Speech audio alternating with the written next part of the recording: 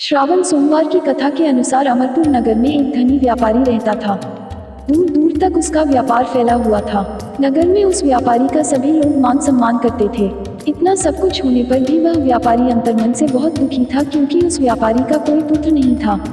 दिन रात उसे एक ही चिंता सताती रहती थी, उसकी मृत्यु के बाद उसके इतने बड़े व्यापार और धन संपत्ति को कौन संभालेगा। पुत्र पाने की इच्छा से वह व्यापारी प्रति सोमवार भगवान शिव की व्रत पूजा किया करता था। सायंकाल को व्यापारी शिव मंदिर में जाकर भगवान शिव के सामने घी का दीपक जलाया करता था। उस व्यापारी की भक्ति देखकर एक दिन पार्वती ने भगवान शिव से कहा, हे प्राणनाथ, यह व्यापारी आपका सच्चा भक्त है। कितने दिनों से यह सोमवार का व्रत और पूजा नियमित कर रहा है। भगवान, आप इस व्यापारी की मनोकामना अवश्य पूर्ण करें। भगवान शिव ने मुस्कुराते हुए कहा, हे पार्वती, इस संसार में सबको उसके कर्म के अनुसार फल की प्राप्ति होती है।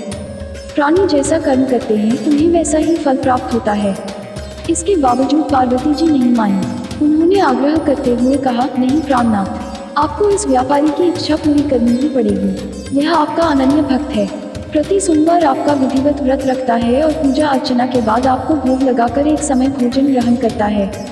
आपको इसे पुत्र प्राप्ति का वरदान देना ही होगा। पार्वती का इतना आग्रह देखकर भगवान शिव ने कहा, तुम्हारे आग्रह पर मैं इस व्यापारी को पुत्र प्राप्ति का वरदान देता हूँ, लेकिन इसका पुत्र 16 वर्ष से अधिक जीवित नहीं रहेगा।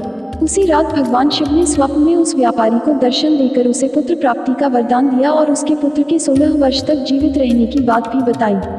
भगवान के वरदान से व्यापारी को खुशी तो हुई, लेकिन पुत्र की अल्पायु की चिंता ने उस खुशी को नष्ट कर दिया। व्यापारी पहले की तरह सोमवार का विधिवत व्रत करता रहा। कुछ महीने पश्चात उसके घर अति सुंदर पुत्र उत्पन्न हुआ। पुत्र जन्म से व्यापारी के घर में खुशियां भर गईं। बहुत धूमधाम से पुत्र जन्म का समारोह मनाया गया। व्यापारी को पुत्र जन्म की अधिक खुशी नहीं हुई, क्योंकि उसे पुत्र की अल्पायु के रहस्य का पता था। यह रहस्य घर में किसी को नहीं मालूम था। विद्वान ब्राह्मणों ने उस पुत्र का नाम अमर रखा।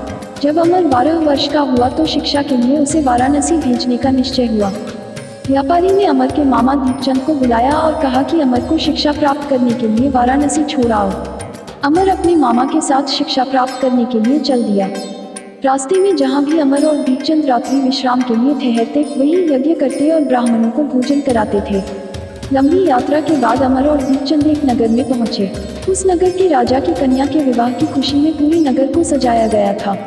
निश्चित समय पर बारात आ गई, लेकिन वर का पिता अपने बेटे के एक आंख से काने होने के कारण बहुत चिंतित था। उसे इस बात का भय सता रहा था कि राजा को इस बात का पता चलने पर कहीं वह विवाह से इनकार न कर दे, इससे उसकी बदनामी होगी। वर के पिता ने अमर को देखा तो उसके मस्तिष्क में एक विचार आया। उसने सोचा, क्यों न इस लड़के को दूल्हा बनाकर राजकुमारी से विवाह करा दूं। विवाह के बाद इसको धन देकर विदा कर दूंगा और राजकुमारी को अपने नगर में ले जाऊंगा। वर के पिता ने इसी संबंध में अमर और दीपचंद से बात की। दीपचंद ने धन मिलने के लालच में वर के पिता की बात स्वीकार कर ली।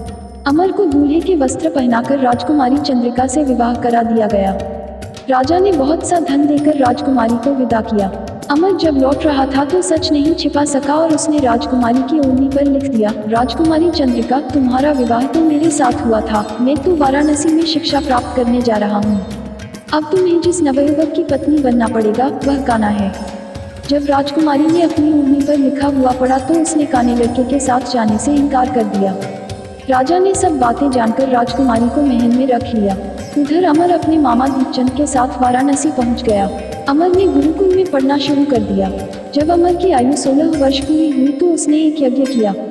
यज्ञ की समाप्ति पर ब्राह्मणों को भोजन कराया और खूब अन्न वस्त्र दान किए। रात को अमर अपने शयन कक्ष में सो गया। शिव के वरदान के अनुसार शयनावस्था में ही अमर के प्राण पखेरु उड़ गए। सूर्योदय पर मामा अमर को मृत देखकर रोने पीटने लगा। आसपास के लोग भी एकत्र होकर दया प्रकट करने लगे। मामा के रोने विलाप करने के स्वर समीप से गुजरते हुए भगवान शिव और माता पार्वती ने भी सुने। पार्वती जी ने भगवान से कहा, प्राणनाथ, मुझसे इसके रोने के स्वर सहन नहीं हो रहे। आप इस व्यक्ति के कष्ट अवश्य दूर करें। भगवान शिव ने पार्वती जी के साथ अदृश्य रूप में समीप जाकर अमर को देखा तो पार्वती जी से बोले, पार्वती, यह तो उसी व्यापारी का पुत्र है। मैंने इसे 16 वर्ष की आयु का वरदान दिया था। इसकी आयु तो पूरी हो गई। पार्वती जी ने फिर भगवान शिव से निवेदन किया, हे प्राणनाथ, आप इस लड़के को जीवित करें, नहीं तो इसके माता पिता पुत्र की मृत्यु के कारण रो रोकर अपने प्राणों का त्याग कर देंगे।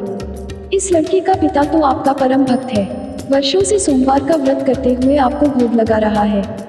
पार्वती के आग्रह करने पर भगवान शिव ने उस लड़के को जीवित होने का वरदान दिया और कुछ ही पल में वह जीवित होकर उठ बैठा। शिक्षा समाप्त करके अमर मामा के साथ अपने नगर की ओर चल दिया। दोनों चलते हुए उसी नगर में पहुंचे जहां अमर का विवाह हुआ था। उस नगर में भी अमर ने यज्ञ का आयोजन किया। समीप से गुजरते हुए नगर के राजा ने यज्ञ का आयोजन देखा। राजा ने अमर को तुरंत पहचान लिया। यज्ञ समाप्त होने पर राजा अमर और उसके मामा को महल में ले गया और कुछ दिन उन्हें महल में रखकर बहुत सा धन वस्त्र देकर राजकुमारी के साथ विदा किया। रास्ते में सुरक्षा के लिए राजा ने बहुत से सैनिकों को भी साथ भेजा। दीपचंद ने नगर में पहुंचते ही एक दूत को घर भेजकर अपने आगमन की सूचना भेजी। अपने बेटे अमर के जीवित वापस लौटने की सूचना से व्यापारी बहुत प्रसन्न हुआ। व्यापारी ने अपनी पत्नी के साथ स्वयं को एक कमरे में बंद कर रखा था। भूखे प्यासे रहकर व्यापारी और उसकी पत्नी बेटे की प्रतीक्षा कर रहे थे। उन्होंने प्रतिज्ञा कर रखी थी कि यदि उन्हें अपने बेटे की मृत्यु का समाचार मिला तो दोनों अपने प्राण त्याग देंगे। व्यापारी अपनी पत्नी और मित्रों के साथ नगर के द्वार पर पहुंचा। अपने बेटे के विवाह का समाचार सुनकर पुत्रवधू राजकुमारी चंद्रिका को देखकर उसकी खुशी का ठिकाना न रहा। उसी रात भगवान शिव ने व्यापारी के स्वप्न में आकर कहा, हे श्रेष्ठी, मैंने तेरे सोमवार के व्रत करने और व्रत कथा सुनने से प्रसन्न होकर तेरे पुत्र को लंबी आयु प्रदान की है। व्यापारी बहुत प्रसन्न हुआ। सोमवार का व्रत करने से व्यापारी के घर में खुशियां लौट आईं।